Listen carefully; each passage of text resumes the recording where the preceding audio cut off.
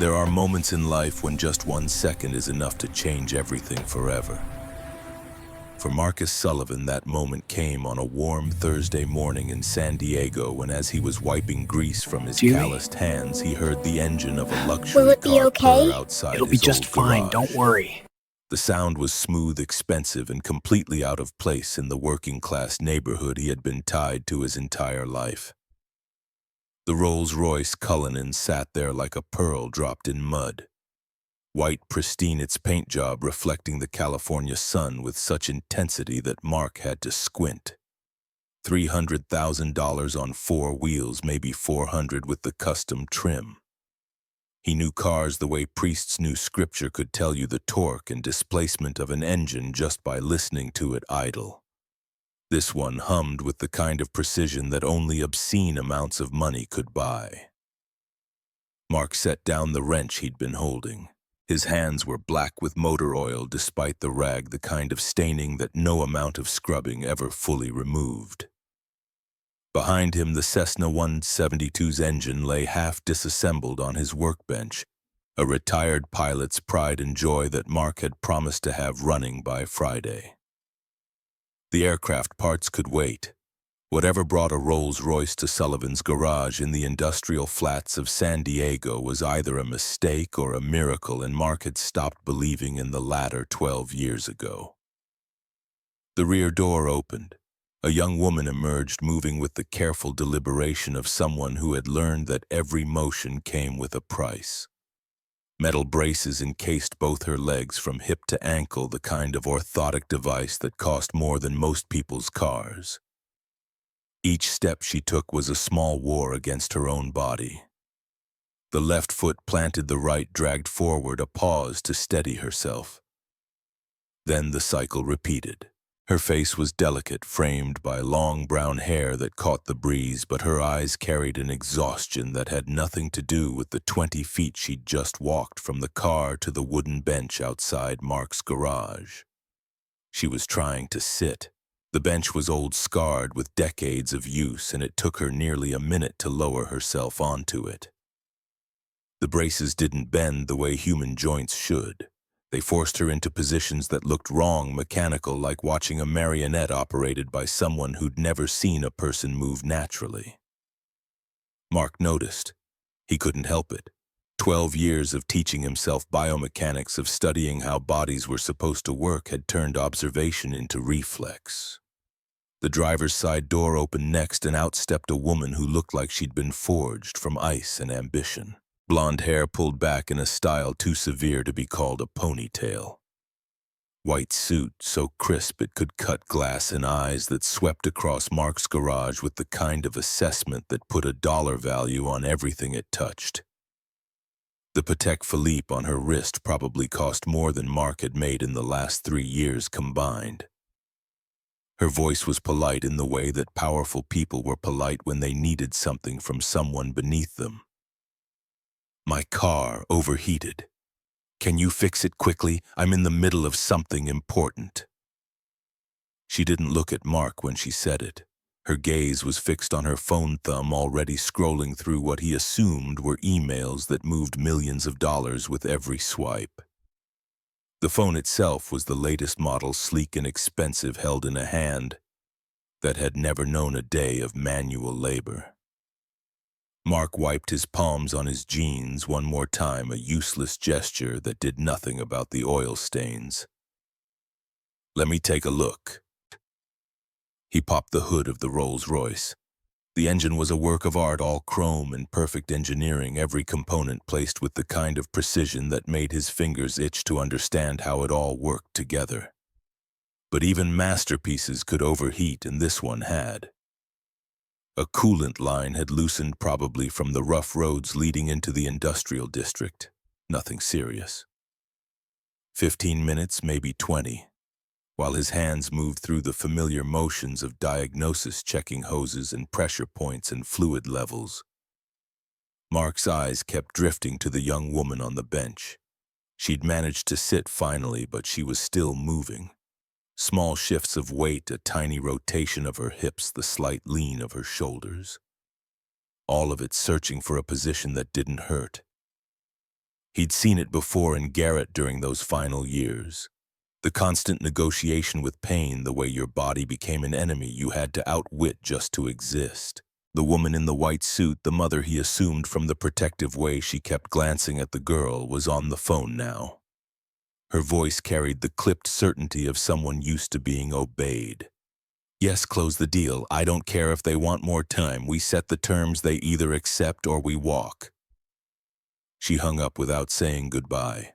Another call came in immediately. She answered with the same efficiency, Bennett. Mark recognized the name. Victoria Bennett, CEO of GenMedics Technologies. He'd seen her on the news once, maybe twice, talking about breakthrough treatments and medical innovation with the kind of confidence that came from being right more often than not. Forbes had called her one of the most powerful women in California biotech. Looking at her now, standing in his garage with her designer heels clicking on his oil-stained concrete, Mark believed it. He finished checking the coolant system and closed the hood with a soft click. The line was loose. I tightened it and topped off your fluid. You should be fine. Victoria Bennett finally looked at him. Really looked, and Mark saw the calculation in her eyes. She was deciding whether to thank him or simply pay him and leave. The moment stretched. Then she nodded, a single sharp dip of her chin that might have been gratitude or might have been dismissal. But Mark wasn't looking at her anymore. He was looking at her daughter, watching the way the girl's spine curved 7 degrees to the right, the way her left shoulder sat higher than her right, the way every few seconds she would try to adjust her position and the braces would prevent it. The words came out before he could stop them. Excuse me, I don't mean any disrespect, but is your brace too tight? The girl's head snapped up. Her eyes went wide, the kind of surprise that came from being truly seen for the first time in a long while. How did you know? Victoria Bennett's phone clattered to the ground. She snatched it up, fury igniting in her expression like a match to gasoline. What did you just say? Mark held up his hands, took a step back, kept his voice calm. I'm not a doctor, but I'm a mechanic. I can tell when something doesn't fit right, and that brace, it's not letting her move the way her body needs to move. The temperature in the garage dropped 20 degrees. Victoria Bennett's voice could have frozen nitrogen. That is a top-of-the-line medical device, Orthotech Pro Elite Model X9. Do you know what that costs? Mark shook his head. He didn't need to know. He could see it in the aerospace-grade titanium, the AI sensor system blinking along the hip joint, the custom molding that had probably taken months to design. Victoria Bennett's lips pressed into a thin line. $2.8 million. 5 years of development by the finest engineering minds at MIT. And you, a mechanic in a garage that smells like motor oil and rust, think you know better? The girl on the bench, Emma. He'd heard her mother call her Emma. During one of the phone calls, spoke up, her voice small but clear. Mom, please. Victoria Bennett didn't acknowledge her daughter. She was already pulling out her phone again. We're leaving. Now. But Emma wasn't moving. She was looking at Mark with something that might have been hope or might have been desperation. The two often looked the same. How did you know about the pain? Mark knelt down, bringing himself to eye level with her. Not towering over, not looking down, just meeting her where she was. You're leaning 7 degrees to the right. Your spine is compensating to reduce pressure. And you keep trying to shift your weight, but the brace won't let you. How long have you had lower back pain? Emma's mouth opened and closed. A sound came out that wasn't quite a laugh and wasn't quite a sob. 5 years. The doctor said it was a normal side effect, that I had to learn to live with it. Mark's jaw tightened. 5 years of preventable pain because nobody had thought to check if the device was actually helping or just looked impressive on paper. He turned his attention to the brace itself, careful not to touch, just observing. The knee joint was locked at a 15-degree angle, fixed, immobile. But when a person walked when they really walked, the knee needed to move through 70 degrees of range, maybe more. And if the knee couldn't bend, then the hip had to rotate extra to compensate, which meant the spine twisted, which meant pain radiated up through the lower back until standing became an act of endurance. This knee joint is locked at 15 degrees. Mark pointed without touching, keeping his hands visible, respectful. But when a person walks naturally, the knee needs to move from 0 to 70 degrees. Since yours can't bend, your hip is forced to rotate about 20 degrees extra every step. That's what's causing the back pain. Victoria Bennett had gone very still. The phone in her hand was forgotten, screen dark. "You're saying it was designed wrong." Mark chose his words carefully. Not wrong. They designed it for technology, for sensors and appearance and fitting within medical standards. But they forgot the most basic thing, how the human body actually moves. Sometimes the simplest truths hit the hardest.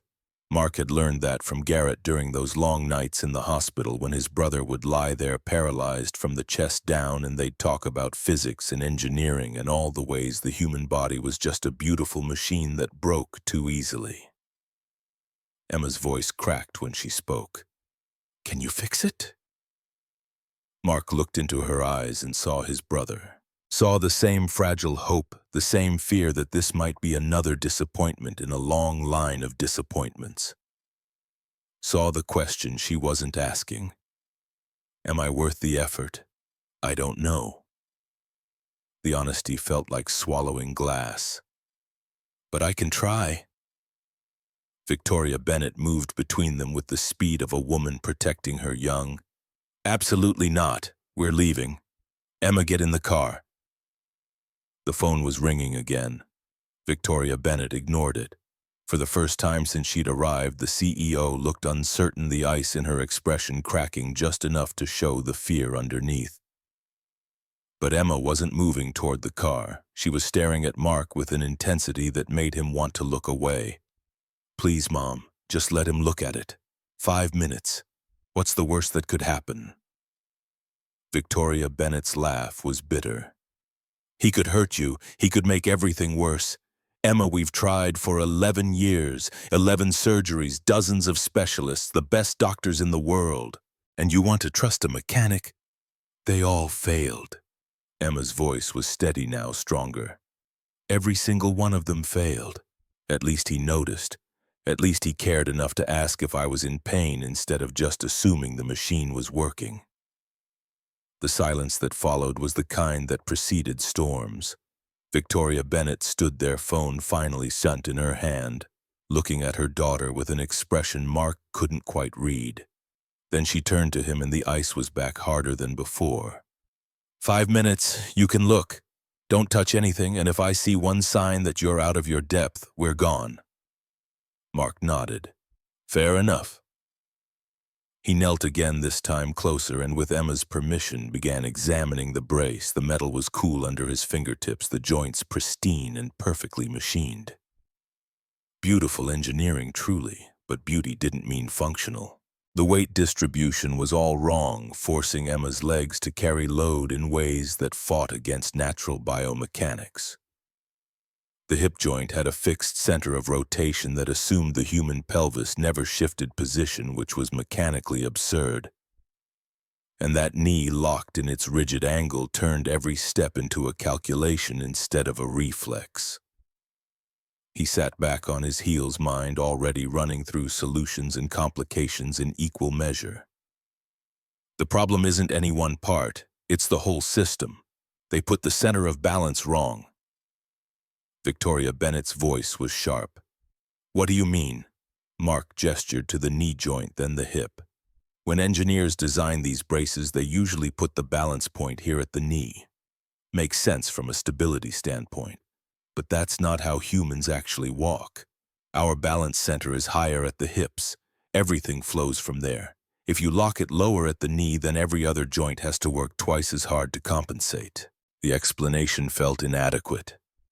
He could see it in Victoria Bennett's skeptical expression, in the way her fingers tapped against her phone like she was calculating risk versus reward. But Emma was nodding a tiny motion that said she understood that finally someone was speaking her language instead of at her. "So what would you do differently?" Emma's question hung in the air between them. Mark stood up, dusted off his knees, tried to ignore the way his heart was hammering in his chest like it was trying to punch its way out. This was the moment, the choice that would either let him keep the promise he'd made to Garrett, or prove that some promises were always meant to be broken. I'd have to redesign it from scratch. New balance system, adjustable knee joints, different weight distribution. It would take time, and there's no guarantee it would work. Victoria Bennett's phone rang again. This time she answered, but her eyes never left Mark's face. "I'll call you back." She hung up. "If you're wrong, if you hurt her, I will destroy you. My lawyers will make sure you never work again. Do you understand?" Mark understood. He understood that desperation could look like hope if you squinted, that sometimes the only difference between a miracle and a disaster was whether or not you were brave enough to try. He understood that Victoria Bennett was terrified that her threats came from a place of love so fierce it had calcified into armor. But more than anything, he understood the look in Emma's eyes. The same look Garrett had given him in that hospital room right before Mark had to tell him they didn't have enough money for the surgery, that $350,000 might as well have been $350 million. "I understand." Mark's throat was dry. "And I promise I'll be careful." Victoria Bennett's expression didn't soften, but something shifted in her posture. The CEO armor cracked just wide enough for the mother underneath to show through. "Come on, Emma. We'll discuss this at home." Emma stood slowly, painfully, using the bench for support. As she passed Mark, she paused, turned back. "Thank you for noticing." Then they were gone. The Rolls-Royce pulled away with the same quiet elegance it had arrived with, leaving Mark alone in his garage with a half-assembled Cessna engine and a choice he hadn't asked for but couldn't ignore. The photograph was in his toolbox underneath the socket wrenches and torque drivers. Mark pulled it out carefully, like it might crumble to dust if he handled it wrong. Garrett Sullivan, 22 years old, grinning at the camera in his UC San Diego aerospace engineering sweatshirt. The photo was from before, from when Garrett could still stand, still walk, still dream about designing jet engines that would take humanity farther into the stars than they'd ever gone before. The diving accident had happened 12 years ago. Garrett and some friends had gone to La Jolla Cove on a Saturday afternoon. The ocean calm and inviting, the kind of perfect San Diego day that made you forget the ocean could be deadly. Garrett had gone deep, too deep, chasing something, a fish, a feeling, maybe just the thrill of seeing how far down he could go. The rocks were waiting. The collision was brutal, instant, final. They'd pulled him out unconscious, bleeding from the head, his spine compressed in ways that made the paramedics' faces go pale. T's sick, spinal cord injury. Paralyzed from the chest down. No sensation in his legs, limited core strength, a future measured in wheelchairs and hospital visits and slow deterioration. Mark had been 26 then, holding his newborn daughter Lily in one arm while the doctors explained that his wife Sarah had died from complications during childbirth. Hemorrhaging, they'd said.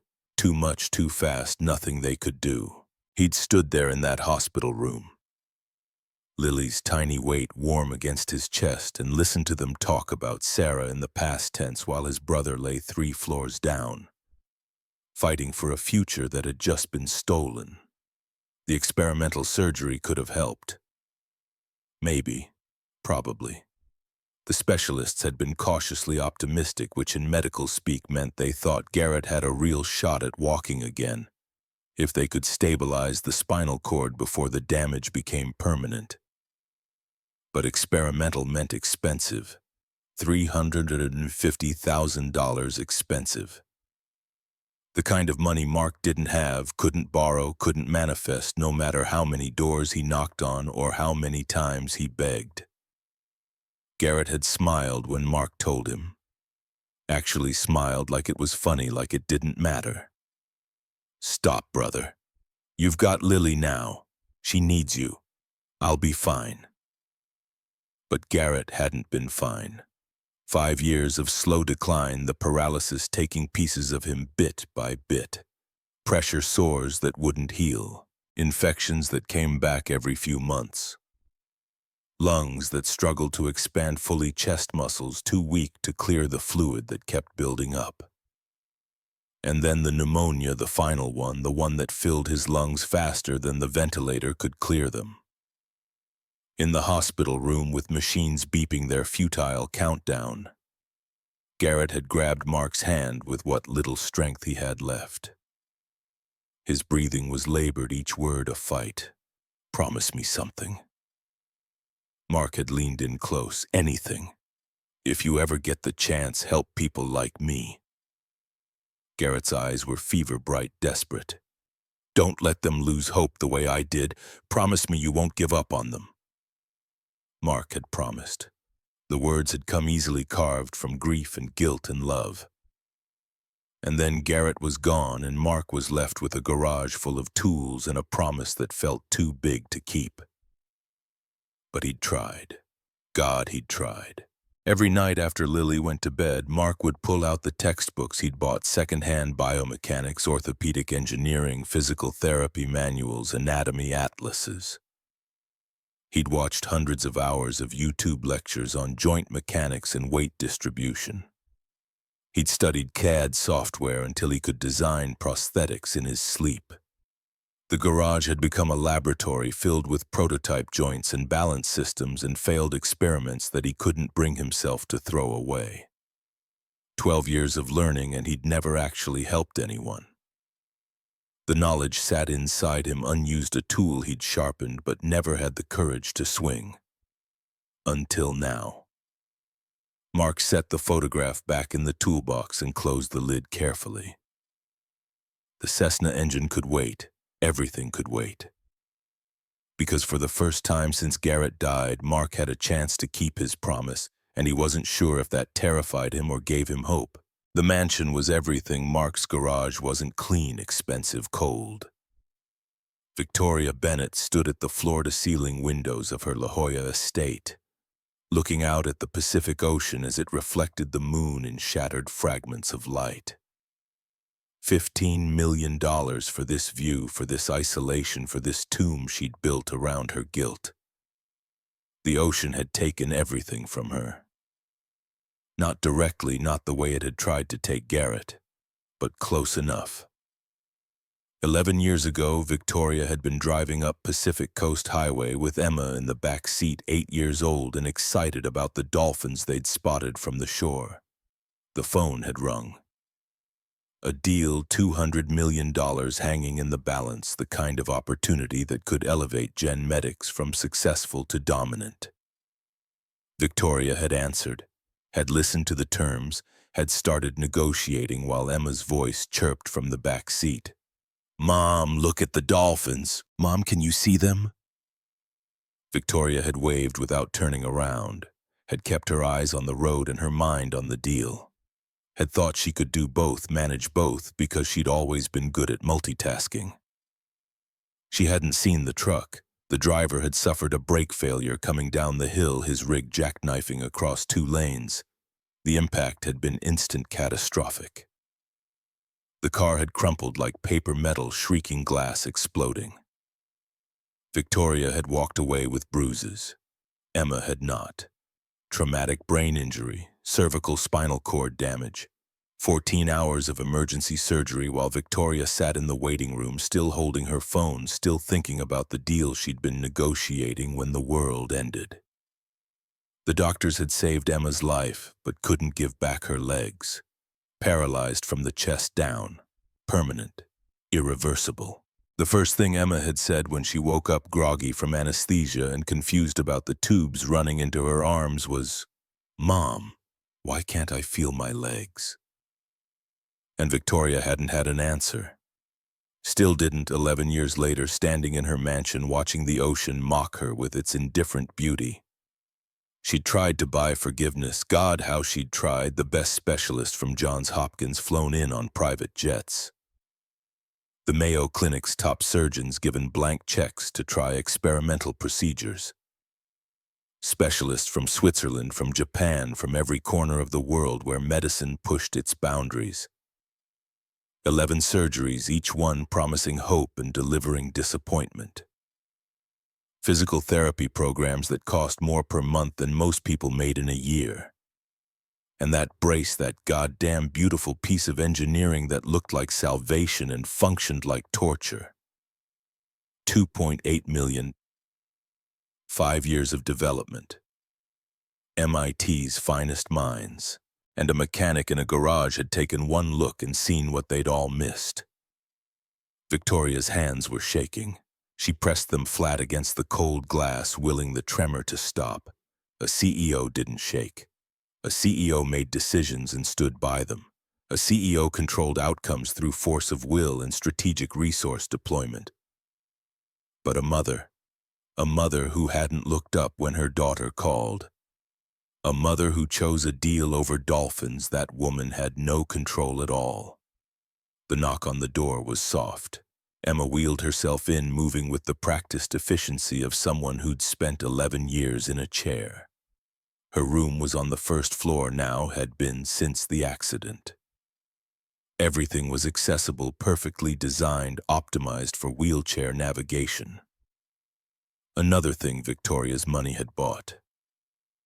"You're not asleep yet." Emma's voice was gentle. Victoria turned from the window, quickly wiping her eyes, though the tears hadn't quite fallen. "Just thinking about the mechanic today." Emma wheeled closer. "You don't trust him?" It wasn't a question, but Victoria answered anyway. "I don't know what to think. He's not a doctor, Emma. He has no credentials, no training, no license to do what he's suggesting. If he's wrong, I'll still be exactly where I am now." Emma's voice was steady, eerily calm. "Mom, I've lived like this for 11 years. 11 surgeries, dozens of specialists, millions of dollars, and I still hurt. I still can't walk. I still feel like I'm a burden every single day." Victoria felt something crack inside her chest. "You are not a burden, but I feel like one." Emma's composure broke, tears spilling down her cheeks. "Every time you look at me, I see the guilt in your eyes. You keep trying to buy me a miracle, but miracles aren't something you can purchase, Mom. You can't negotiate them like one of your deals." The words hit like physical blows. Victoria wanted to argue, to defend, to explain that she was trying, that she'd given everything she had. But what had she given really? Money, resources? Those came easy. What Emma needed, what she'd always needed, was something Victoria couldn't buy and didn't know how to give. She knelt beside the wheelchair, took her daughter's hands in hers. "I'm sorry. I'm so sorry for not looking up, for choosing that call, for every single second I wasn't paying attention when you needed me." "Mom, stop apologizing." Emma squeezed back her grip, surprisingly strong. "I need you to do something harder. I need you to let me try. Not because of money or famous doctors, just because there's someone who actually wants to help me, not because you're paying him, but because he noticed I was hurting and cared enough to say something." The choice was impossible. Trust a stranger with her daughter's body, or keep trying the same approaches that had failed for 11 years. Risk everything on an unknown, or accept that maybe this was as good as it would ever get. Victoria looked at Emma, really looked, and saw not a patient or a victim or a project to be managed, but a 19-year-old woman who deserved better than cautious failure. "I'll call him tomorrow." Victoria's voice was barely above a whisper. "But Emma, if there's even the smallest sign of danger, then we stop, I know." Emma smiled through her tears. "Thank you for trusting me." After Emma left, Victoria stood alone in the vast emptiness of her mansion and wondered if trust was the same thing as surrender, and whether either one would be enough to save them both. The call came at 7 in the morning. Mark had been awake for 2 hours already, couldn't sleep, kept thinking about joint angles and balance points and all the ways he could fail, when his phone rang and Victoria Bennett's name appeared on the screen. His first thought was that she'd decided against it, that the CEO had overruled the mother and they were going with someone qualified instead of someone desperate to keep a promise to a dead brother. Her voice was tight, controlled. "Mr. Sullivan, I want you to try." Mark sat down hard on his workbench, nearly knocked over a can of bolts. "You're sure?" "No." The honesty was startling. "But Emma is, and I've spent 11 years being sure about the wrong things. So this time I'm going to trust my daughter's instinct instead of my own fear." There was a pause, then her voice hardened. "But I have conditions. If there's any sign of danger, any indication that you're in over your head, I will stop this immediately. I will not risk Emma's safety no matter how much she wants this. Are we clear?" "Crystal." Mark's mouth was dry. "I promise I'll be careful. I won't take any risks I'm not confident about." Another pause. Victoria Bennett was good at using silence as a weapon. "I'll bring Emma tomorrow afternoon. And Mr. Sullivan, I will be there for every step, every decision. If you're going to do this, you'll do it with me watching." "I wouldn't have it any other way." The line went dead. Mark set his phone down and stared at his hands. They were steady now, which was good because they'd need to be steady for what came next. Lily found him an hour later sitting cross-legged on the garage floor, surrounded by sketches and calculations. His 12-year-old daughter had her mother's eyes, the same warm brown that Mark sometimes couldn't look at for too long without feeling the grief rise up like a wave. But she had his stubborn chin, the same determination that had gotten him through the last 12 years of single parenthood and mechanical work and late-night studying that never quite felt like enough. "Dad, you okay?" Lily sat down next to him, careful not to disturb the papers. Mark pulled her close, wrapped one arm around her shoulders. "Remember Uncle Garrett?" Lily nodded. She'd been too young to really remember him, only knew him through photos and stories Mark told on the anniversaries. "You always said you promised to help people like him." "Yeah, sweetheart, I did." Mark took a breath. "And now I have a chance to try. There's a girl about 19, she can't walk because her brace is designed wrong. Her mom is bringing her here tomorrow so I can see if I can fix it." Lily was quiet for a moment, processing. "Then like when you wanted to help Uncle Garrett?" The parallel was so obvious, Mark almost laughed. "Yes, exactly like that." "Then you have to try." Lily said it with such certainty, such simple faith, that Mark felt something loosen in his chest. "Even if you're scared, Uncle Garrett would want you to try." Mark kissed the top of her head, breathed in the strawberry scent of her shampoo. "When did you get so wise?" "I learned from my dad." Lily grinned up at him, then her expression turned serious. "Dad, what if you can't fix it?" It was the question Mark had been avoiding, the fear that kept him awake at night. "Then I'll have tried, and that's all Uncle Garrett asked me to do." Lily hugged him tight, her thin arms surprisingly strong. "I believe in you." The next afternoon, Victoria Bennett returned with Emma and the brace. She carried it like it was sacred, this $2.8 million piece of technology that had failed to do the one thing it was supposed to accomplish. Mark took it from her hands, carefully, reverently, understanding that he was being trusted with more than just metal and circuitry. He was being trusted with hope, and hope was the most fragile thing in the world. "I'll take care of it." Mark met Victoria's eyes, saw the fear there beneath the ice. "And I'll take care of Emma." Victoria's jaw was tight. This is your only chance, Mr. Sullivan.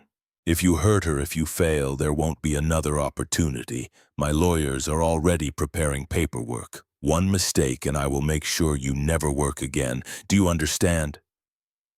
Mark understood that the threat came from love, that Victoria Bennett was doing the only thing she knew how to do, building walls and deploying consequences in a desperate attempt to protect what was precious. I understand. Mark held the brace closer. I won't let you down. After they left, Mark carried the brace to his workbench and set it down, with the kind of care usually reserved for religious artifacts. Lily appeared at his elbow, staring at the device with wide eyes. Is that it? Her voice was hushed. That's it. Mark ran his fingers along the titanium frame, feeling the precision of the engineering, the beauty of the craftsmanship. This cost more than our house, sweetheart. But it doesn't work right. No. Mark shook his head slowly. It doesn't. Lily was quiet for a moment, then asked the question Mark had been dreading. Dad, what if you can't fix it? What if it's too complicated? Mark looked at his daughter, at her serious expression and worried eyes, and thought about Garrett in that hospital bed. Thought about the promise he'd made and all the years he'd spent preparing for a moment he'd never thought would come. Then I'll fail. Mark's voice was steady. But I'll fail trying. And sometimes that's all we can do, try our best and hope it's enough. Lily nodded slowly, then wrapped her arms around his waist in a fierce hug. Uncle Garrett would be proud of you. Mark held his daughter close and looked at the brace on his workbench, at the promise made manifest, at the chance to finally prove that 12 years of studying and learning and hoping hadn't been for nothing. Tomorrow he'd start taking it apart. Tomorrow he'd begin the real work of understanding what had gone wrong and how to make it right. But tonight he stood in his garage with his daughter in his arms and his brother's memory in his heart. And he let himself believe that maybe, just maybe, some promises were meant to be kept after all. Outside, the California sun was setting over San Diego, painting the industrial district in shades of gold and amber. The ocean was close enough that Mark could smell the salt on the air, could hear the distant cry of seagulls heading home for the night. Somewhere in a mansion overlooking that same ocean, Emma Bennett was probably staring at her useless legs and hoping that a mechanic in a garage could do what millions of dollars couldn't. And somewhere higher, somewhere Mark couldn't see but chose to believe in anyway, Garrett was watching and waiting to see if his brother would finally make good on a promise 12 years overdue. The brace gleamed in the fading light, beautiful and broken just like everything else worth saving. Mark reached out and touched the cold metal one more time, feeling the weight of what he was about to attempt settle across his shoulders like a mantle. Okay, Garrett. Mark's voice was barely a whisper. Let's see if I remember everything you taught me. And in the silence that followed, Mark could almost hear his brother's voice, strong and sure and free from pain. Don't apologize. Just promise. And then, brother, prove it. The first night, Mark didn't sleep. He took the brace apart piece by piece, laying each component on his workbench with the methodical precision of a surgeon performing an autopsy. The titanium framework came away first, revealing the intricate web of sensors and servos underneath. The AI system blinked its diagnostic lights in confusion, programmed to adapt to movement, but not designed to question its own fundamental architecture. By 3 in the morning, Mark had filled 17 pages with calculations. Joint angles, force vectors, moment arms. The biomechanics of human gait reduced to equations that covered his garage floor like fallen leaves. Lily found him at dawn, slumped over the workbench with a pencil still clutched in his oil-stained fingers. She didn't wake him, just draped a blanket over his shoulders and left a glass of milk within reach. Then went to school like this was normal, like her father hadn't just promised to accomplish what MIT's finest engineers couldn't. When Mark woke 2 hours later, his neck screaming protest and his vision blurred from exhaustion, the first thing he saw was his daughter's careful handwriting on a sticky note attached to the milk glass. "Drink this, you need your strength. Love, Lily." The milk was warm now, undrinkable, but Mark kept the note. The second prototype took shape over 48 hours of sustained focus that bordered on obsession.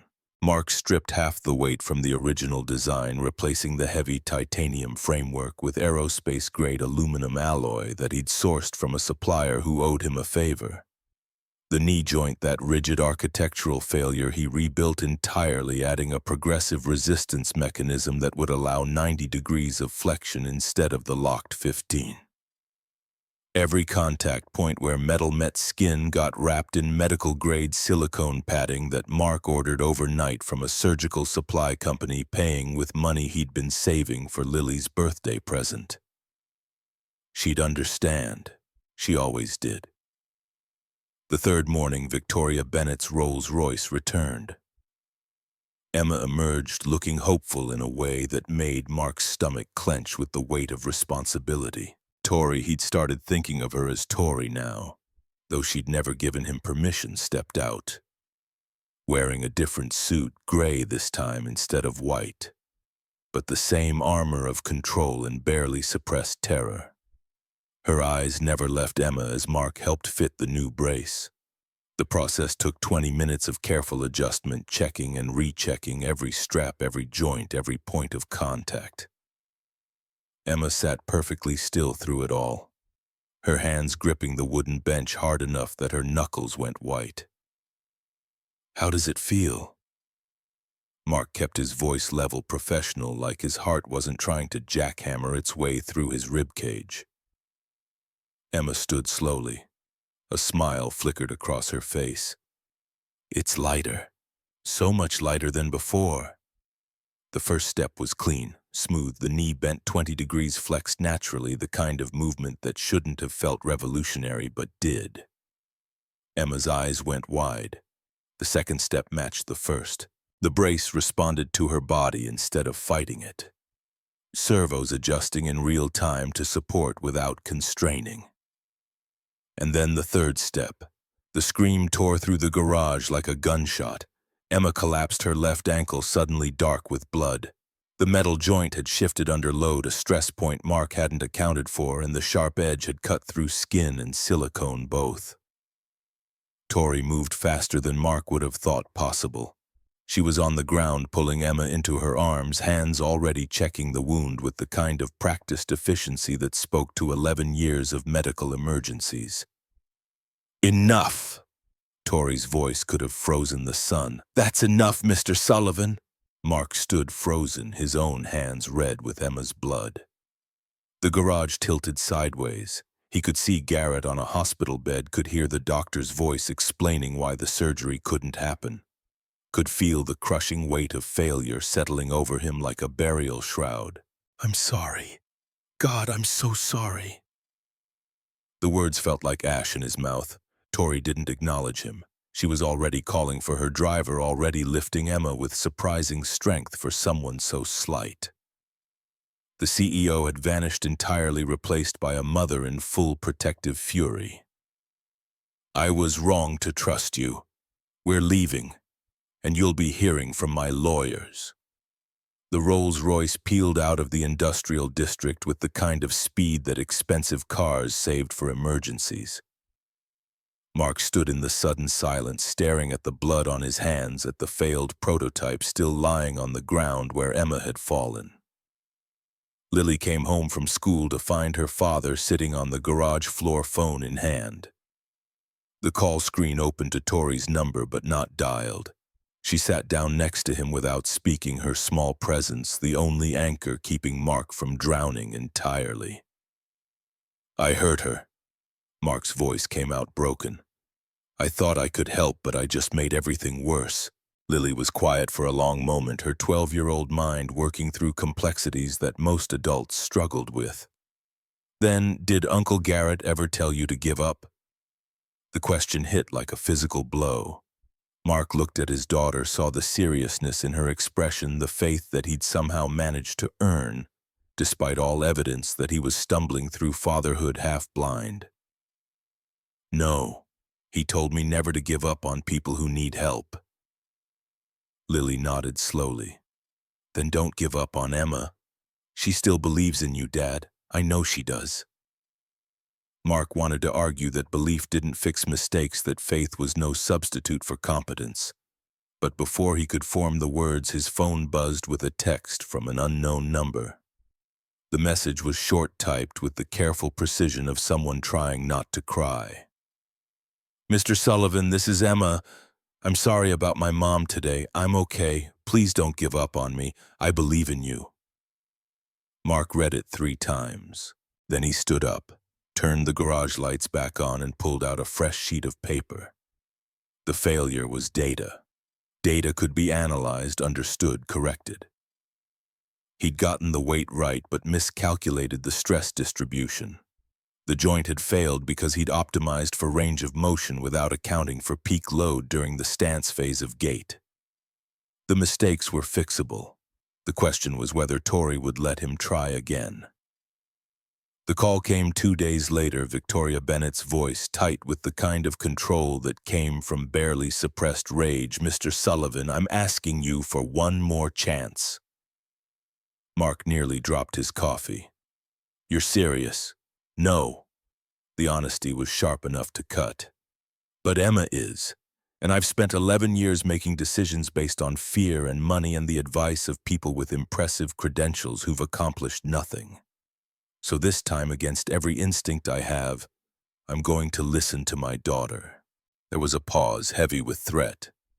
"But understand this, if you fail again, if you cause her even a moment of pain, I will dedicate every resource I have to destroying you. My legal team is already preparing papers. One more mistake and I will ensure you never work again. Are we absolutely clear?" Mark swallowed hard, crystal. The second prototype took another 4 days. Mark changed the material composition, switched to a carbon fiber composite for the stress points, added redundant safety mechanisms that would prevent the kind of catastrophic failure that had drawn blood. He tested it on his own legs first, strapping the brace to his thighs and walking circles around the garage until his muscles screamed and he was certain the joints would hold. Lily watched him from the doorway, worry etched into her young face. "Dad, are you okay?" Mark limped over, muscles protesting every step. "Just making sure it's safe, sweetheart." The day Emma was supposed to return, Mark woke at 4 in the morning from a nightmare where the brace failed again. Worse this time, Emma falling and never getting back up. He gave up on sleep and spent the pre-dawn hours triple-checking every bolt, every joint, every line of code in the servo control system. At 7, his phone rang. Tori, her voice sharp. "We'll be there in an hour. I'm bringing my lawyer." The Rolls-Royce arrived with a second car following a black Mercedes that disgorged a man in an expensive suit carrying a briefcase that probably cost more than Mark's indoor garage. The lawyer positioned himself outside, visible through the open door, a silent reminder of the consequences waiting if this went wrong. Emma emerged from the Rolls-Royce, moving carefully, the cut on her ankle still bandaged. She smiled when she saw Mark, a tentative expression that carried more trust than he deserved. Tori's face could have been carved from marble. "Last chance, Mr. Sullivan. My lawyer is here to witness. If anything goes wrong, he files immediately." Mark nodded, throat too tight for words. He knelt beside Emma, holding the new brace with hands that he willed to steadiness. "I fixed the stress point, added safety redundancies. I've tested it myself, but if at any moment it feels wrong, I trust you." Emma's voice was soft but certain. The fitting took longer this time. Mark checked each strap twice, tested the resistance on every joint, confirmed that the servos were responding correctly to pressure sensors. Tori stood close enough that he could feel the heat of her scrutiny, her presence a constant reminder that trust was a commodity he'd borrowed and couldn't afford to lose. Emma stood. The smile came back wider now. Still light, and it feels more secure. First step clean controlled the knee flexing through 40 degrees without resistance. Second step matching the first weight distribution spreading evenly across the frame. Emma's breathing quickened, hope dawning in her expression like sunrise. Third step, the hip joint seized, not broke, that would have been cleaner. It locked mid-rotation, the servos overcorrecting for a weight shift Mark hadn't programmed them to handle. Emma's pelvis twisted hard to the left, the rigid frame forcing her bones into an angle that biology never intended.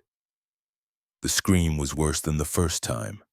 Higher, more desperate, the sound of pain that went beyond physical into something that touched the soul. Emma went down hard, and this time Mark saw exactly what he'd done wrong.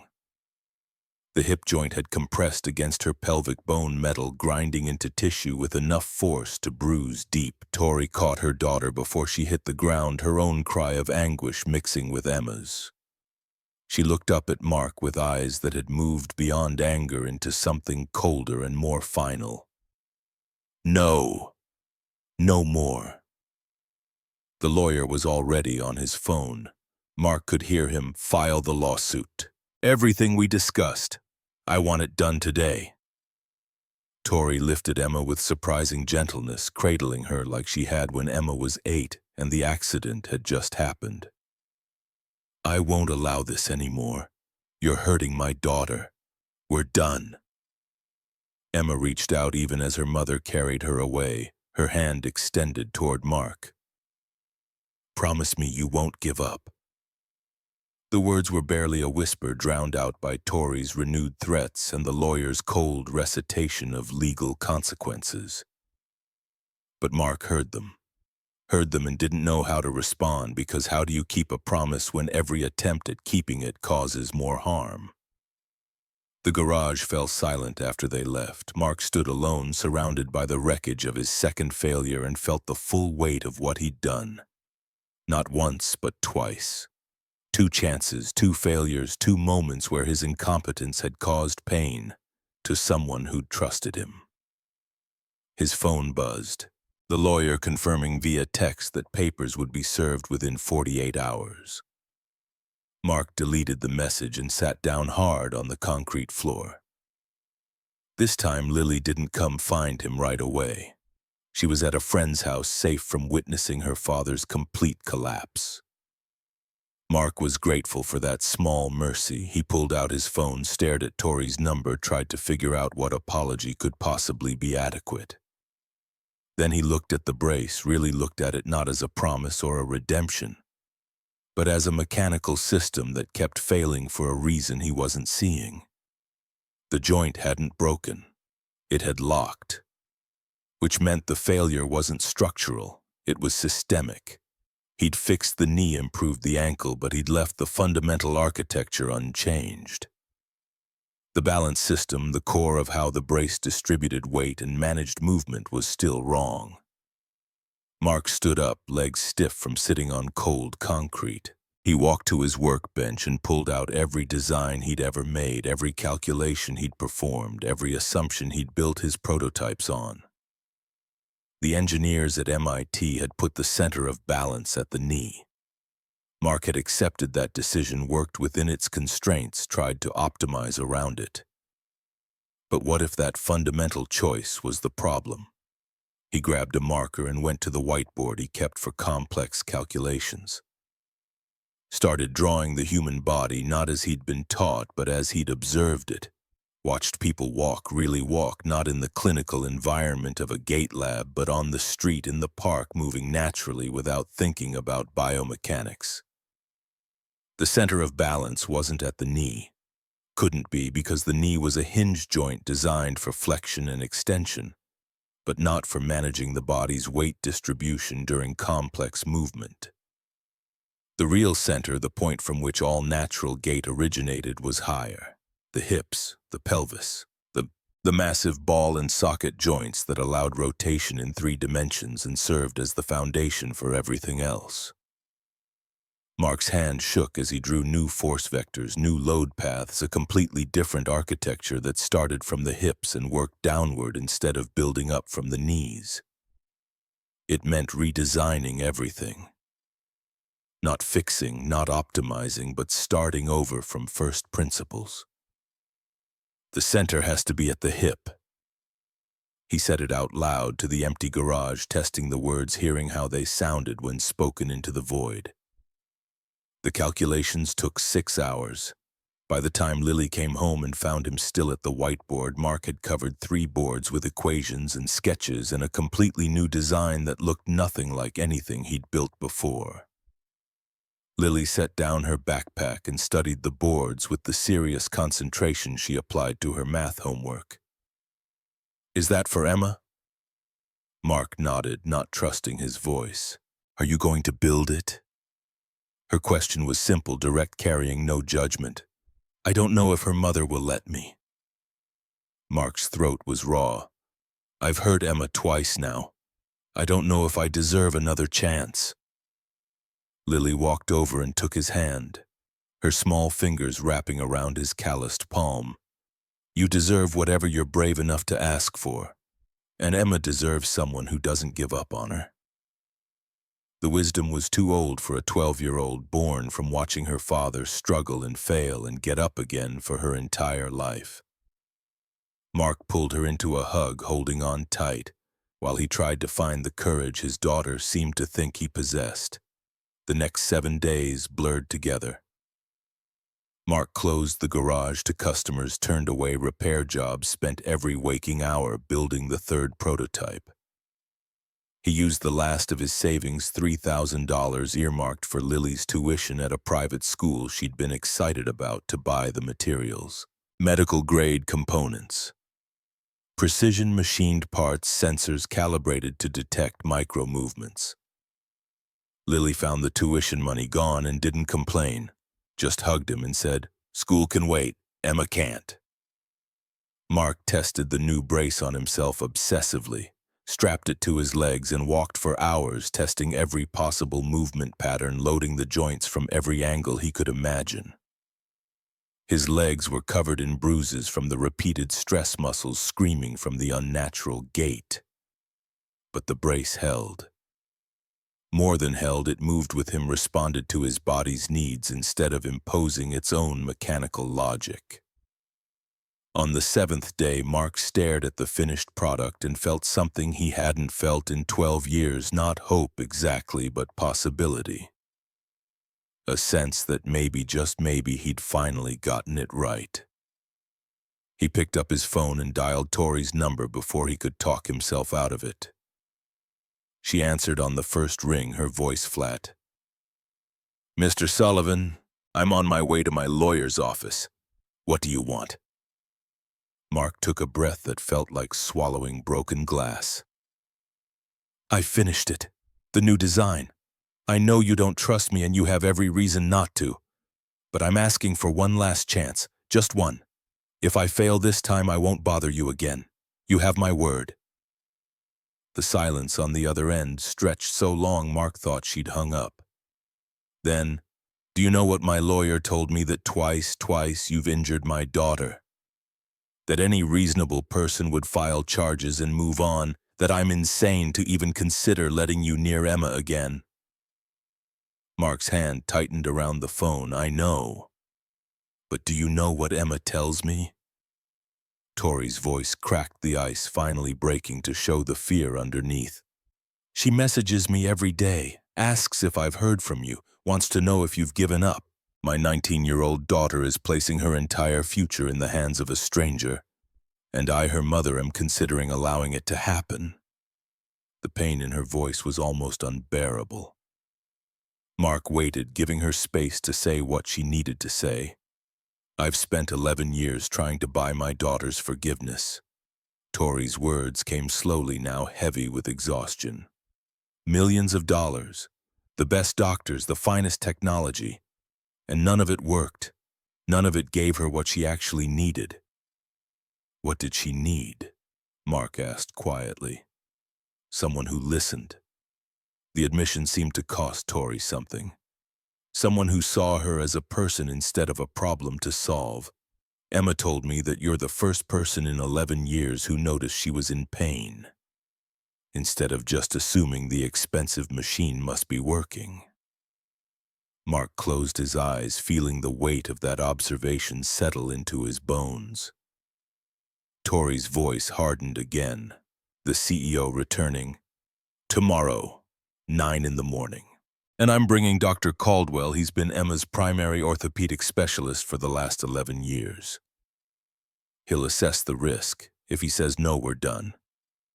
Understood. Understood. Mark's hands were shaking. Thank you for the chance. Don't thank me yet. If you fail this time, Mr. Sullivan, my lawyers will make sure you understand exactly how expensive failure can be. The line went dead. Mark sat down slowly, the phone still pressed to his ear, and tried to remember how to breathe. One more chance, one last opportunity to prove that 12 years of studying and hoping and promising weren't just elaborate self-delusion. Lily found him sitting there 20 minutes later, still holding the phone. She said yes. Mark nodded, not trusting his voice. His daughter wrapped her arms around him from behind, her chin resting on his shoulder. Uncle Garrett would be proud of you, Dad. Not because you haven't failed, but because you keep trying anyway. The words broke something loose in Mark's chest. He turned and pulled Lily close, burying his face in her hair, while tears he'd been holding back for days finally fell. His daughter held him through it, this 12-year-old girl who'd lost her mother at birth and watched her father struggle and stumble and somehow still believed he was worth loving. When the storm passed, Mark wiped his eyes and looked at the third prototype sitting on his workbench. It looked different from the others, sleeker, more elegant, the engineering simplified to its essential elements. No unnecessary complexity, no compensatory mechanisms trying to fix fundamental flaws, just clean lines and precise mechanics built around the correct center of balance. Garrett. Mark spoke to the empty air, to the brother who'd been gone 12 years but never quite left. I've finished it. I hope this time I won't fail you. The next morning came too fast and too slow simultaneously. Mark was awake before dawn, checking and rechecking every component, running diagnostics on the servo systems, verifying that every joint moved through its full range without binding. By 8 o'clock, he'd tested each mechanism 100 times. By 8:30, he was pacing the garage like a caged animal. The Rolls-Royce arrived at exactly 9, followed by a second vehicle, a Tesla this time, out of which emerged a man in his mid-50s wearing a white coat over expensive casual clothes. Dr. James Caldwell carried himself with the confidence of someone who'd spent 30 years being the smartest person in every room, his eyes already assessing Mark's garage with barely concealed disdain. Tori stepped out last, her armor back in place, the vulnerable woman from the phone call buried beneath layers of corporate ice. She looked at Mark like he was a problem she was already calculating how to solve once this final attempt failed. Emma emerged carefully, her face showing the strain of repeated hope and disappointment. But her eyes still holding that fragile trust Mark kept breaking. Dr. Caldwell spoke first, his voice carrying the particular condescension that medical professionals reserved for lay people who didn't know their place. You're the mechanic, the one who thinks he knows better than MIT engineers and trained physicians. Mark kept his voice level. I'm the mechanic who noticed she was in pain when nobody else did.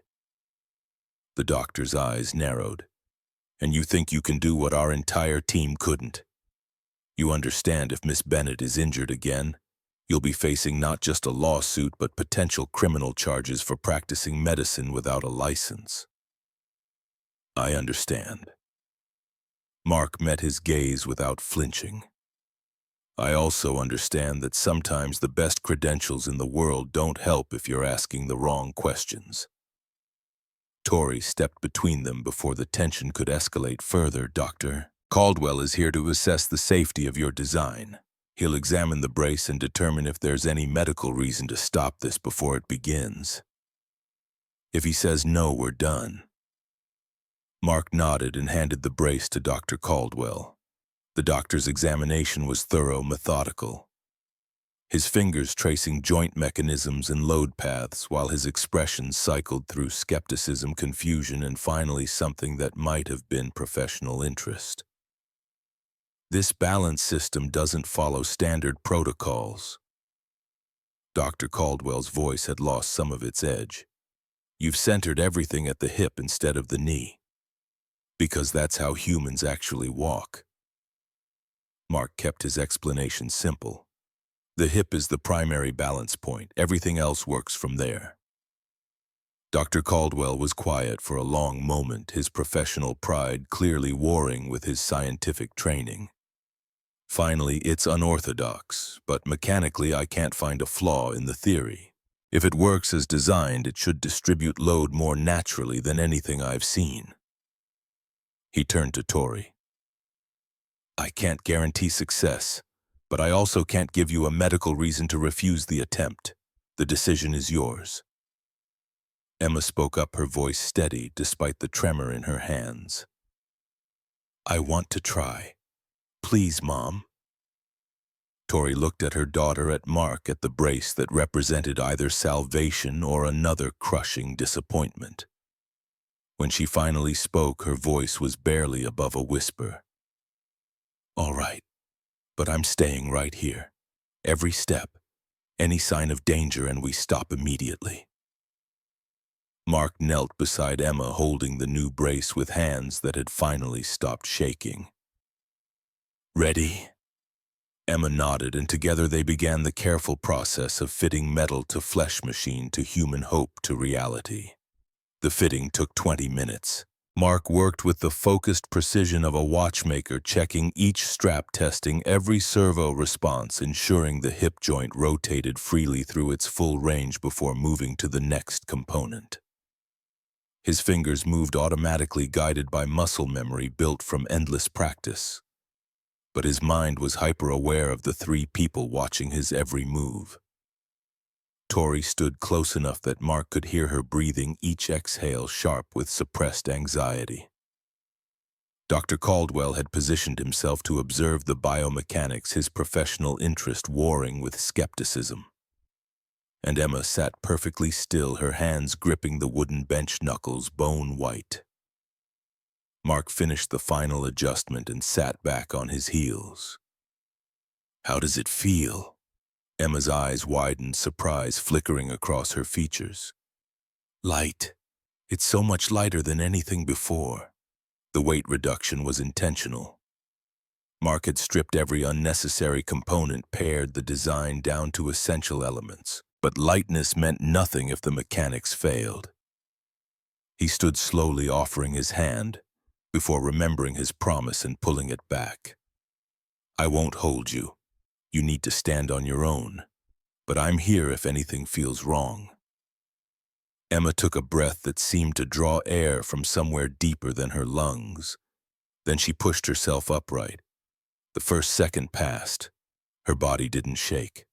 The brace held steady, distributing her weight through the hip joints exactly as Mark had calculated. Emma's expression shifted from concentration to something like wonder. The second, still standing, still stable. Her breathing quickened, hope beginning to dawn in her eyes like light breaking through storm clouds. Third second, Emma's voice came out barely above a whisper. Mom, I don't hurt. Tori's hand flew to her mouth. Dr. Caldwell leaned forward, his professional detachment cracking as he watched the impossible unfold before him. It's not that the pain is less. Emma's words tumbled out faster now, disbelief and joy mixing in equal measure. There's no pain at all. For the first time in 11 years, I feel no pain. Mark kept his voice soft, careful not to break the fragile moment. Let your body trust the support. The brace will carry the weight. You just need to move. Emma nodded, tears already streaming down her face. She shifted her weight testing, and the brace responded instantly. The hip joint rotated smoothly, naturally, the way human joints were meant to move. She lifted her right foot, placed it forward. The first step. Her foot touched the ground and the knee bent 20 degrees, 30, 40, flowing through the range that her body remembered from 8 years old before the accident stole everything. The servo motors adjusted in microseconds, providing support without resistance, allowing movement instead of constraining it. No pain, no grinding metal, no sharp edges cutting into flesh, just movement pure and clean and natural. Emma gasped, the sound caught between a sob and a laugh. "Mom, I'm—" The second step matched the first. Her left leg moved forward, the hip rotating exactly as it should, weight transferring through the ball and socket joint that Mark had finally positioned correctly. The brace didn't fight her body's instincts. It worked with them, amplifying strength instead of compensating for mechanical flaws. Emma's knees trembled, but not from weakness. From emotion too large to contain, from the sudden, overwhelming reality that the impossible was happening. Third step. Fourth step. She was walking. Actually walking, her gait still halting but improving with each movement as her body remembered patterns it had been denied for over a decade. "Mom," Emma's voice broke on the word. "Mom, I'm walking. I'm really walking." Tori collapsed to her knees, hands shaking violently as she tried to cover her face but couldn't look away. 11 years of guilt, 11 years of trying to buy redemption with money and expertise and every resource she could leverage, and the answer had been here all along. Not in wealth or credentials, but in the hands of a man who'd simply cared enough to notice suffering and refuse to accept it. Emma kept moving one step at a time, each one more confident than the last. 5 steps, 6, 7. She turned back toward Mark, her face radiant with joy and wet with tears. "You did it. You actually did it." Mark couldn't speak. His throat had closed entirely, tears streaming down his face unchecked. He saw Garrett and Emma, saw his brother whole and walking, saw the promise finally kept after 12 years of carrying it like a stone. Dr. Caldwell stood frozen, his mouth slightly open as his medical training struggled to process what his eyes were witnessing. He stepped forward, finally examining the way Emma moved. Checking the angles of her joints, watching how the hip rotation transferred smoothly through the knee to the ankle. Unbelievable. The center of balance system, it's absolutely genius. The load distribution is perfect. But nobody was listening to him. Emma had started running, a tentative, wobbly run, but a run nonetheless toward her mother. Tori struggled to her feet, arms already opening wide, and for the first time in 11 years, mother and daughter embraced while standing. Not seated in a wheelchair, not lying in a hospital bed, but standing upright, 2 women holding each other and crying like the world had just been remade. "I'm sorry, Emma." Tori's words came out broken raw. "I'm so sorry for everything." "Stop apologizing, Mom." Emma's voice muffled against her mother's shoulder. "You gave me this chance. You trusted when you were terrified. That's enough." They turned together, still holding each other, and looked at Mark. The mechanic who'd promised a dead brother he'd help people, who'd spent 12 years preparing for a moment he'd never thought would come. Who stood there now crying without sound or shame. Tori walked toward him, not letting go of Emma. And then she was wrapping her arms around Mark too, pulling him into their circle of gratitude and relief and something that felt like grace. Her voice was fierce against his shoulder. "Thank you. Thank you for not giving up." Mark finally found his voice, though it came out rough and broken. "I promised my brother I wouldn't. I couldn't let him down again." Lily burst through the garage door at that moment, school backpack still on her shoulders, drawn by some sixth sense that told her this was the moment. She took in the scene, Emma standing, everyone crying, her father being hugged by the woman he'd been trying to help, and started clapping, jumping up and down with pure 12-year-old joy. "She can walk! Dad did it!" Emma knelt down, carefully testing the brace's stability in the new position, and held out her arms. Lily ran into them and Emma hugged her tight. "Your dad is incredible. You know that, right?" "I know." Lily beamed up at Mark over Emma's shoulder. "He never gives up on people." The neighbors started gathering outside the garage. Mrs. Maria from 3 houses down, the elderly Irish woman who'd known Garrett, who'd told the others to leave Mark alone during his week of obsessive work. She stood in the doorway, wiping tears from her weathered face. "Garrett, can you see this? Your brother did it, boy. He kept his promise." Others crowded in behind her. Mr. Martinez, the retired welder, Lisa from the corner store whose son had cerebral palsy, families who'd watched Mark struggle and raise Lily alone and work himself to exhaustion. They'd witnessed the failures, seen the blood, heard Tori's threats. Now they watched Emma walk circles around the garage, each lap steadier than the last, and understood they were seeing something that transcended mechanics. Mr. Martinez's voice shook when he spoke. "Mark, you've given all of us something today, not just Emma.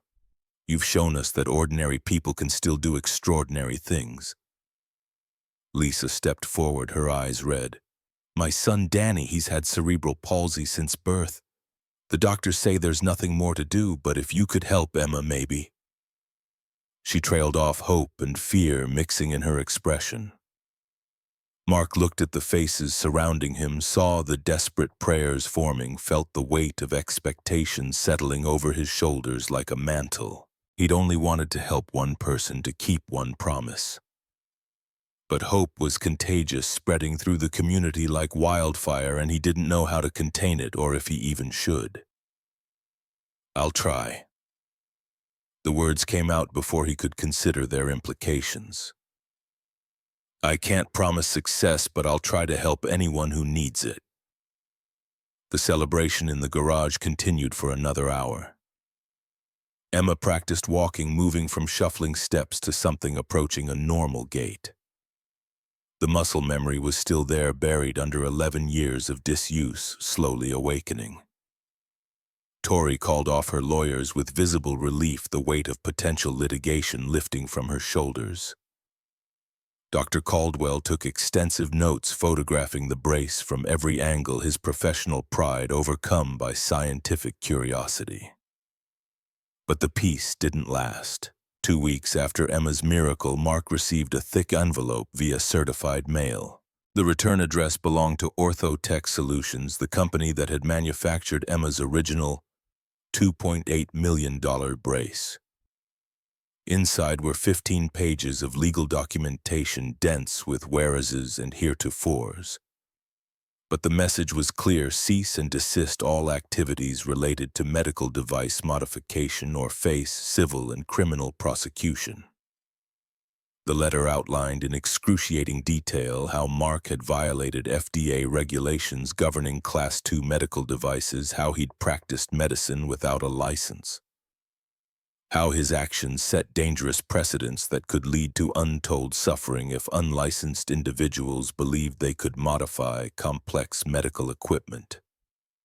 Mark read it twice, his hand steady now that the worst had already come to pass. They wanted him to stop, wanted him to dismantle the brace, to promise he'd never again attempt what he'd accomplished. The deadline was 7 days. Lily found him at the kitchen table, the letter spread out before him. "Are they going to sue you, Dad?" "Probably." Mark folded the papers carefully. "They're scared. What I did proves their expensive device was flawed. That's dangerous for their business." "But you helped Emma." Lily's voice carried the fierce protectiveness she'd inherited from her mother. "You made her better when they couldn't."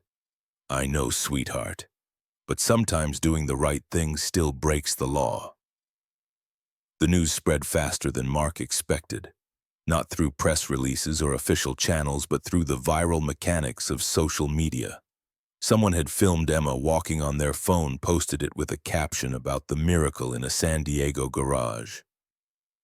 The video exploded 500,000 views in 24 hours, 2 million by the end of the week. Comments flooded in from every direction.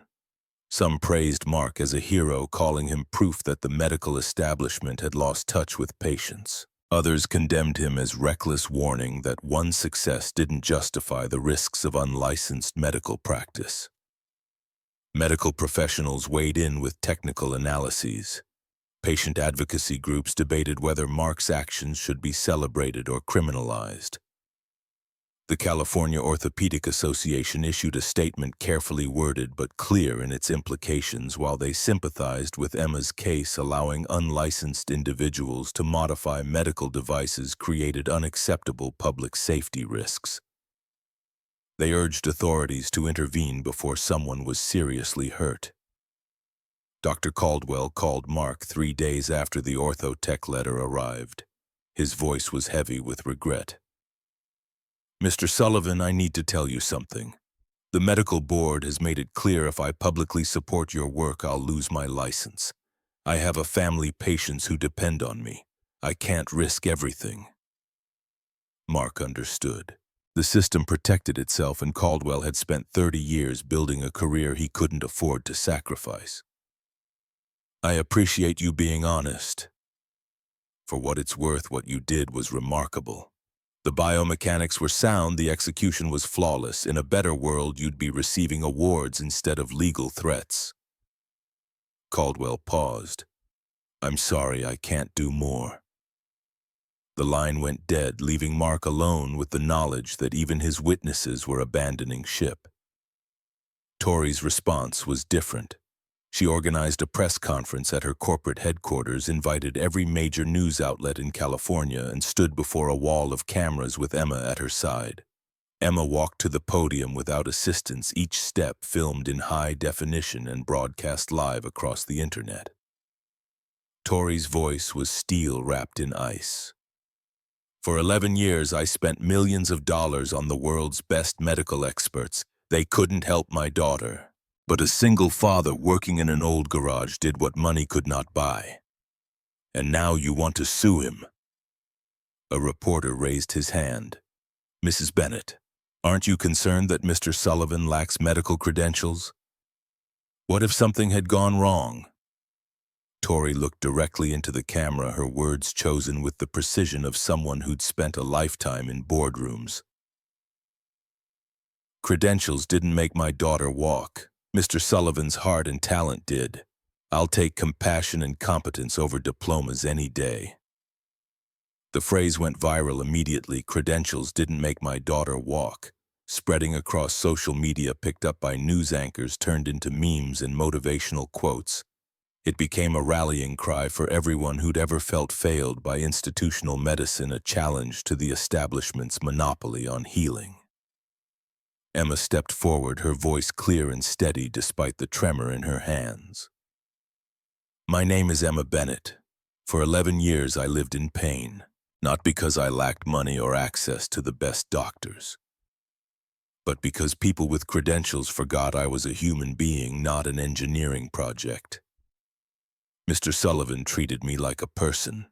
He listened, he cared, and he gave me my life back." The video of the press conference surpassed 10 million views within 48 hours. The debate intensified, social media fractured into camps. Some demanding Mark receive recognition and others calling for his prosecution. Medical journals published editorials. Legal scholars debated the tension between public safety regulations and individual autonomy. But Mark barely noticed. He was in his garage working on a brace for Lisa's son Danny, trying to figure out how to adapt his design for cerebral palsy's different biomechanical challenges. The breakthrough came from an unexpected source. A woman arrived at Mark's garage one evening after dark, driving a modest Honda that seemed deliberately chosen to avoid attention. She introduced herself as Dr. Catherine Morrison, professor of biomedical engineering at Stanford. Red hair pulled back in a practical ponytail. Green eyes sharp with intelligence. She carried herself with the confidence of someone who knew exactly how good she was at her job. "I want to see the brace." No preamble, no pleasantries. Mark retrieved it from his secure cabinet where he kept it when Emma wasn't training. Dr. Morrison's examination was thorough and silent, lasting 30 minutes, during which she didn't speak a single word. She rotated joints, tested servo responses, checked load distribution points, made notes in a leather-bound journal. Finally, she looked up. "You're self-taught?" "Yes." "No formal training in biomechanics or orthopedic engineering?" "No, just books and videos and 12 years of practice." Dr. Morrison removed her glasses and wiped her eyes. The gesture was so unexpected that Mark stood frozen, unsure how to respond to a Stanford professor crying in his garage. "Genius." Her voice was soft. "You're an untrained genius. This balance system solves a problem the field has struggled with for decades. The dynamic load transfer is elegant. The servo integration is inspired, and you figured it all out on your own." Mark nodded, still not trusting himself to speak. Dr. Morrison put her glasses back on. The emotion locked away behind professional composure. "I'm going to testify for you. I'll tell the FDA that your design exceeds current market standards. I'll stake my reputation on it. But your colleagues will oppose me. I know." She smiled grimly. "I've been in this field for 30 years. I've reviewed hundreds of orthotic designs, and I've never seen anyone understand the mechanics of human movement the way you do. If the medical system prosecutes you, they're prosecuting progress itself. I can't stay silent about that." The next morning, Mark received a second unexpected call. Dr. Caldwell, his voice rough like he hadn't slept. "I changed my mind. I'm going to testify too. I called the FDA last night and told them I want to provide expert testimony in support of your work." Mark nearly dropped his coffee. "But you said you'd lose your license." "Probably." Caldwell's laugh was bitter. "My colleagues have already started avoiding me. The medical board called this morning to schedule a disciplinary hearing. But I can't watch someone punished for doing what we should have done 11 years ago. Emma Bennett was my patient. I failed her. You succeeded. That truth matters more than my career." The FDA hearing took place 4 weeks later in a sterile government building in Sacramento. Mark sat at a table facing a panel of 5 officials, flanked by Dr. Morrison on one side and a public defender on the other. Orthotech's legal team occupied the opposite table, 3 lawyers in suits that probably cost more than Mark's truck. The proceeding lasted 6 hours. Orthotech's attorneys argued precedent and public safety, painting vivid pictures of unqualified individuals attempting dangerous modifications and causing irreparable harm. They presented statistics on medical device failures, expert testimony about the complex regulatory framework designed to protect patients. Then Dr. Morrison took the stand. Her testimony was methodical, technical, devastating to Orthotech's position. She walked the panel through Mark's design innovations, explained how the hip-centered balance system addressed fundamental flaws in current orthotic theory demonstrated with biomechanical models, how the load distribution patterns were superior to existing devices. "Mr. Sullivan's design isn't just safe." Dr. Morrison's voice carried absolute certainty. "It's more advanced than anything currently on the market. I propose the FDA grant a special provisional license, allowing him to continue designing under my supervision while he completes formal certification." Orthotech's lead attorney objected furiously. "This sets a dangerous precedent.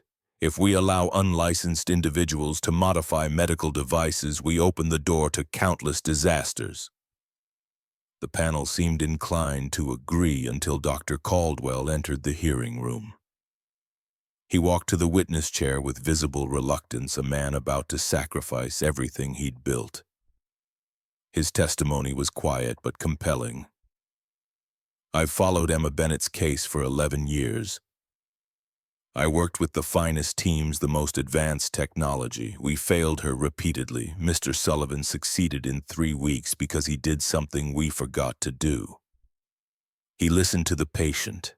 He observed how her body actually moved instead of how we thought it should move. If you punish him for that, you're punishing the very thing medicine is supposed to be." The deliberation took 2 months. Mark continued working on Danny's brace during that time, meeting with Dr. Morrison weekly to learn formal engineering principles that validated what his intuition had already taught him. Tori visited the garage often, ostensibly to check on Emma's progress, but staying longer each time, conversations drifting from biomechanics to loss and guilt and the strange paths grief carved through people's lives. One afternoon, while Emma practiced walking and Lily showed her some dance moves she'd learned at school, Tori found Mark in the corner of the garage cleaning tools. "I never properly thanked you." Her voice was soft enough that the girls wouldn't hear. "Not just for the brace, for giving me back my daughter, for proving that not everything can be bought." Mark set down the wrench he'd been cleaning. "You already thanked me, multiple times. I thanked you for fixing a brace." Tori stepped closer, close enough that Mark could smell her perfume, something expensive and understated.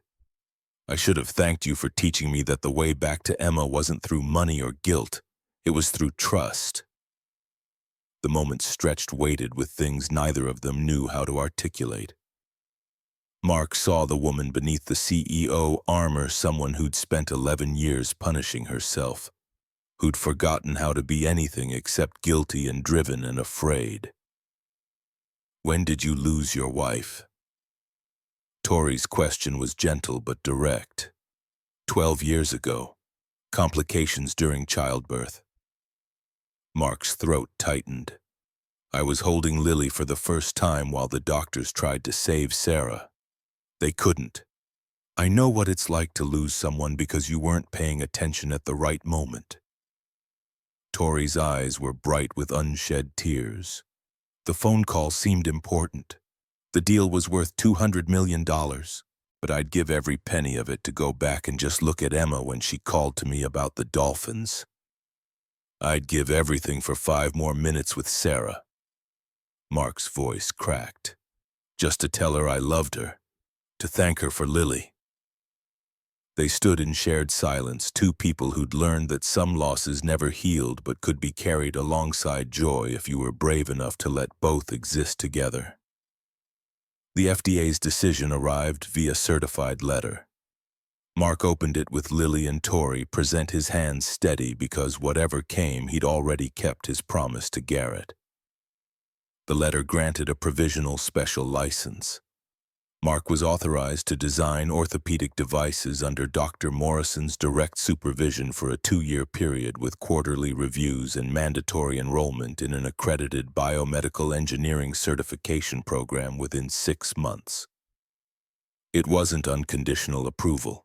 It wasn't recognition that he'd been right all along, but it was a chance which was more than Mark had dared hope for. Lily threw her arms around him. "You did it, Dad. You can keep helping people." Mark held his daughter close while Tori watched with an expression that might have been pride or might have been something more complicated. He thought about Garrett, about the promise made in a hospital room 12 years ago, about how sometimes the longest roads circled back to where they began. 1 year later, Sullivan Mobility Solutions opened its doors in a renovated warehouse in San Diego. The building wasn't luxurious. Mark had refused Tori's offer to fund something flashy, but it was bright and fully equipped and filled with hope. A simple plaque hung at the entrance. "Sullivan Mobility Solutions, making hope walk again. Dedicated to Garrett Sullivan, 1988 to 2013. Never give up on people who need help. Opening day brought dozens of families. Parents carrying children who'd never walked, adults wearing braces worn thin by years of use. Elderly people whose eyes carried the particular exhaustion that came from chronic pain. Mark greeted each one personally, kneeling to meet children at eye level, asking the question that had started everything. Can you show me how you're able to walk right now? Emma worked alongside him as a physical therapy assistant, finishing her final year studying rehabilitation science at UC San Diego. She moved through the center with easy confidence, her gait almost indistinguishable from someone who'd never been injured. Her presence was testimony proof that miracles could be built by hand if you cared enough to try. Lily helped in the workshop after school, now 13 and showing an aptitude for mechanical design that made Mark's heart ache with pride. She'd sketch joint configurations during her lunch period. Bring them home for Mark to review, absorb his corrections like someone born to understand how broken things could be made whole. Dr. Morrison served as scientific advisor, teaching Mark formal engineering while learning from his intuitive grasp of biomechanics. Their collaboration produced papers that began appearing in medical journals, challenging orthodoxies and proposing new approaches to orthotic design. 6 months after opening, the center had helped over 300 patients. 80% showed significant improvement, many achieving mobility they'd been told was impossible. The success rate drew attention from medical schools, rehabilitation centers, even some of the institutions that had initially opposed Mark's work. But the old garage remained unchanged. Mark still repaired aircraft engines, there still lived in the apartment above it, with Lily still kept Garrett's photograph in his toolbox. The wealth and recognition that came with success felt less real than grease under his fingernails and the weight of a wrench in his palm. On a Saturday evening in late summer, Mark found himself at Malibu Beach, with an unlikely family, Tori and Emma, Lily trailing behind. Collecting shells, watching the Pacific Ocean paint the sky in shades of gold and crimson. Emma walked to the water's edge, stepped into the surf for the first time since the accident 13 years ago. The waves lapped at her ankles and she laughed, the sound pure and joyful and free. Mom, I can feel the water. I can actually feel it. Tori ran to her daughter, the CEO composure abandoned entirely, and they stood together in the ocean that had once been an enemy and was now just water again. They held each other and cried while the sunset painted them in gold. Mark watched from the shore, Lily's hand in his, and felt Garrett's presence like a whisper on the wind. The promise had been kept. The years of studying and hoping and refusing to quit had led here to this moment, to these people who'd needed each other in ways none of them had understood at first. Tori returned from the water, her expensive clothes soaked and ruined, her face radiant. She took Mark's free hand without hesitation, lacing their fingers together like it was the most natural thing in the world. "Are you happy?" Lily asked, looking up at her father with eyes that saw too much. "Very happy, sweetheart. Because you kept your promise to Uncle Garrett." Mark nodded, his throat too tight for words. But it was more than that, deeper than one promise to one person. Somewhere along the way, in the process of trying to save Emma, Mark had saved himself. Had proven that loss didn't have to be the end of the story, that failure could be prelude to something better if you were willing to get up and try again. The ocean stretched before them, infinite and indifferent, the same water that had taken Garrett and injured Emma. Now just part of the landscape. The sun sank lower, balanced on the horizon like the world holding its breath. Emma came running back from the waves, her movement still slightly awkward but improving every day, and grabbed Lily's other hand. The four of them stood in a line facing the sunset, two families broken by loss. Rebuilt by determination, held together by the simple truth that hope wasn't something you found. Hope was something you built with your own hands, one step at a time, refusing to give up even when every rational voice said there was no point in trying. Mark thought about all the people waiting at the center, about Danny, who was taking his first steps, about Mrs. Martinez's granddaughter, who'd regained feeling in her hands, about all the promises still waiting to be kept. The work was far from over. There would be more failures, more setbacks, more moments of doubt. But standing here with Tori's hand in his and Lily beside him and Emma dancing in the surf, Mark understood that Garrett's final gift hadn't been a burden. It had been permission to believe that ordinary people could still accomplish extraordinary things if they cared enough to treat the sunset deepen to crimson and gold. The waves kept their eternal rhythm. And somewhere in the space between memory and hope, Mark heard his brother's voice one last time, not in words, but in the certainty that settled into his bones. You did it. You kept your promise. Now keep building. The darkness came gently, the stars emerging one by one over the Pacific. Tomorrow would bring new patience, new challenges, new chances to prove that miracles weren't bought with money, but built with stubborn refusal to accept that broken things had to stay broken. But tonight Mark stood on a beach with the people he loved and let himself feel something he hadn't felt in 12 years, not just hope, but peace. The kind of peace that came from knowing you'd done your best, kept your word, and maybe in some small way made the world slightly less broken than you'd found it.